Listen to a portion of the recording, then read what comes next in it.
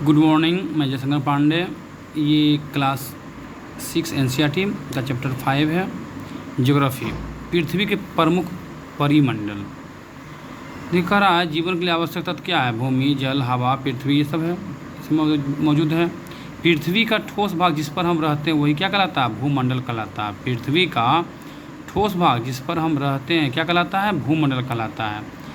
Gas की परतें जो पृथ्वी के चारों ओर से जो घेरती है उसे क्या कहलाते हैं? वायुमंडल। क्या कहलाता है वो? वायुमंडल कहलाता है। और वहीं पृथ्वी के बहुत बड़े भाग पर जल पाया जाता है जिसे हम जलमंडल कहते हैं। क्या कहते हैं? जलमंडल। और आप जानते हैं कि पूरे पृथ्वी पर 71% जल है, और वही पूरा जो जल है वो सब कहाँ पाया जाता है? तो 97% से ऊपर जो जल है महासागरों में पाया जाता है।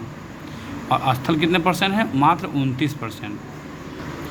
अब उसी में देखिए जो बड़े भूभाग है उसे क्या कहते हैं? महाद्वीप के नाम जानते हैं।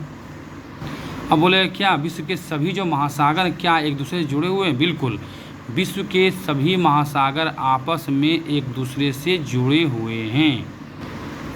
समुद्र का जो गहराई है क्या सभी जगह एक समान है? नहीं। अगर क्वेश्चन बोला है कि समुद्र का गहराई सभी जगह एक समान है, नहीं, लेकिन समुद्र का जल स्तर सभी जगह एक समान है। इसीलिए स्थल की जो ऊंचाई वो मापा जाता है वो समुद्र तल से ही मापा जाता है, जिसे शून्य माना जाता है। स्थल की ऊंचाई कहाँ से मापेंगे? समुद्र तल से मापा जाता है, जिसे हम क्या मानते हैं? शून्य। यानी कि जल स्तर सब जगह समान रहेगा, लेकिन गहराई सब जगह अलग अलग रहेगी। ऊपरी सतह क्या रहेगा? ऊपरी सतह समान रहेगा जल का।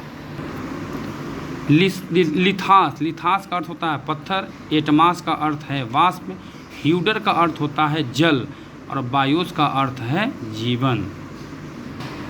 समय कम रहने के कारण थोड़ा तेज़ी से बताना पड़ रहा है। यहाँ देखिए ये आपका पूरा महाद्वीप के बारे में बताया गया है कि सबसे बड़ा महाद्वीप आपका हो गया एशिया, उसका दूसरा हो गया अफ्रीका, तीसरा हो गया उत्तरी अमेरिका, चौथा हो गया दक्षिणी अमेरिका, पाँचवा हो गया अंटार्कटिका, छठा हो गया यूरोप, सातवां हो गया ऑस्ट्रेलिया। अब इसे देता है कि सबसे बड़ा महाद्वीप एशिया, दूसरा सबसे बड़ा महाद्वीप अफ्रीका, सबसे छोटा महाद्वीप ऑस्ट्रेलिया, दूसरा सबसे छोटा महाद्वीप यूरोप। अब देखिए ये दोनों के बीच में कहता है कि एशिया और यूरोप को कौन अलग करता है? देखिए गौर से देखिए, यहाँ पे एक यूराल पर्वत है ना, यूराल पर्वत है ना, यूराल पर्वत है जो एशिया यूरोप को अलग करता है। अब देखिए नीचे जो अंटार्कटिका, यानी अंटार्कटिका सबसे नीचे है, जो वाइट देख रहे हैं आप यहाँ पे, और इसके ठीक ऊपर में कौन महासागर? दक्षिणी महासागर। ये भी पूछता है। अंटार्कटिका महाद्वीप के ठीक ऊपर में क्या है? दक्षिणी महासागर। और यहाँ पे आप देख सकते हैं कि जो ये उत्तरी अमेरिका और दक्षिणी अमेरिका है ये आपस में थोड़ा सा यहाँ जुड़ा हुआ है। तो यहाँ देखिए ये स्थल संधि भी से हम बोल सकते हैं। और इसके ठीक यहाँ जो देख रहे हैं ये जो है ये एस अक्षर आकार का ये अटलांटिक महासागर देखिए है ना। अटलांटिक महासागर जो व्यापार की दृष्टि से सबसे व्यस्त महासागर है। अटलांटिक महासागर जो है व्यापार की दृष्टि से सबसे व्यस्त महासागर है।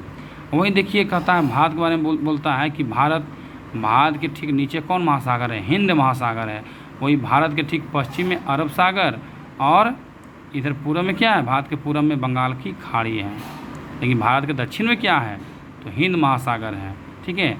वही देखिए आप देख रहे हैं प्रशांत महासागर, ये सबसे बड़ा महासागर है। प्रशांत महासागर ये लगभग वृत्ताकार है, जो देखिए इधर भी पूरा है, और ये देखिए है ना, इधर पूर्वी क्षेत्र में और ये पश्चिमी क्षेत्र में है।